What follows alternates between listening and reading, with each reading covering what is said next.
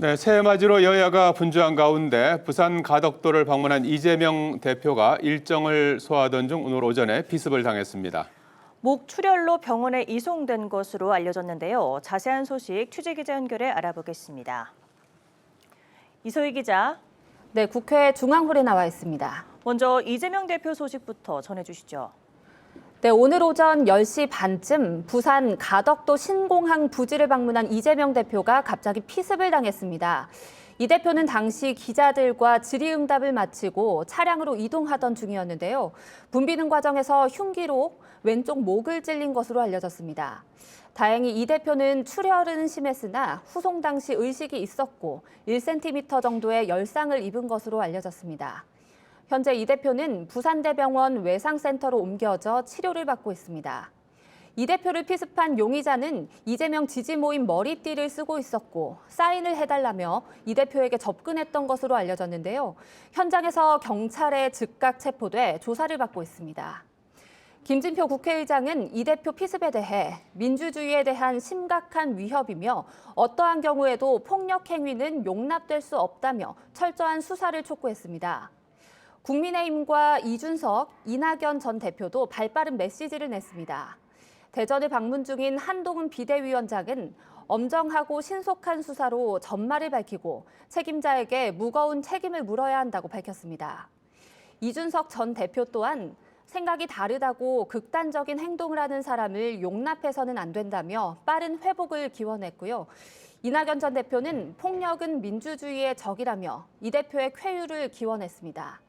이 대표는 오늘 가덕도 신공항 부지를 보고 경남 양산으로 이동해 문재인 전 대통령 사저를 방문하기로 했었는데요. 피습으로 인해 당분간 일정 차질이 불가피할 것으로 보입니다.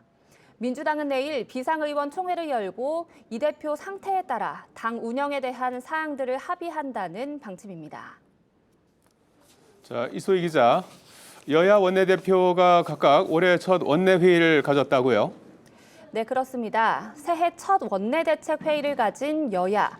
오늘도 남은 법안 처리와 안보 문제에 대해 날선 발언을 이어갔습니다. 국민의힘은 민주당이 북한 발악이 노선을 폐기하고 실질적인 북한 비핵화를 위한 노력에 동참해야 한다고 지적했습니다. 이어서 민주당이 김정은 북한 국무위원장의 강경한 발언을 윤 정부 탓으로 돌리고 있다며 국회 또한 북한의 핵포기가 통일의 대전제라는 일관된 메시지를 내야 한다고 당부했습니다. 그러면서 다수 야당이 새해까지 묵은 정쟁을 갖고 가지 말고 유통산업법과 의료법 등 법안 처리에 협조해야 한다고 강조했습니다. 민주당은 오는 9일 본회의에서 이태원 특별법이 통과돼야 한다며 정부 여당의 협조를 다시 한번 촉구했습니다.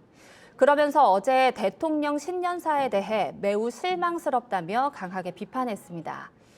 각 당의 이해가 걸린 법안 처리나 특검법에 대한 대통령 거부권 행사 등을 두고 여야 충돌은 새해에도 불가피할 것으로 보입니다. 네, 2024년을 맞이해서 오늘 국회 사무처도 시무식을 열고 새해 첫 업무에 들어갔죠. 네, 그렇습니다. 시무식에서 김진표 의장의 당부가 있었는데요. 김 의장은 올해 꾸려지는 22대 국회가 효율적으로 일하려면 이번 국회에서 개헌 절차법과 인사청문회 제도 개선, 국회 예결산 심사권 강화, 상임위 개편 등을 꼭 마무리 지어야 한다고 말했습니다. 이어서 국회는 학교가 아닌 민생의 현장이라며 현장성이 있는 실제적인 대책이 필요하다고 강조했습니다. 특히 2024년은 대한민국의 도약과 퇴보가 결정될 중대한 시기라고 말했습니다. 검은고의 줄을 바꿔 매다라는 뜻의 해현 경장을 언급하면서 새로운 마음으로 국회 직원 모두가 국민과 국가를 위해 최선을 다해달라고 당부했습니다. 김 의장은 어제 신년사에서 정치가 변해야 한다고 강조하면서 올해 선거가 있는 만큼 국민의 손으로 대립과 반목을 끝내고 국민 통합의 시대가 열리길 희망한다고 밝혔습니다. 지금까지 국회에서 전해드렸습니다.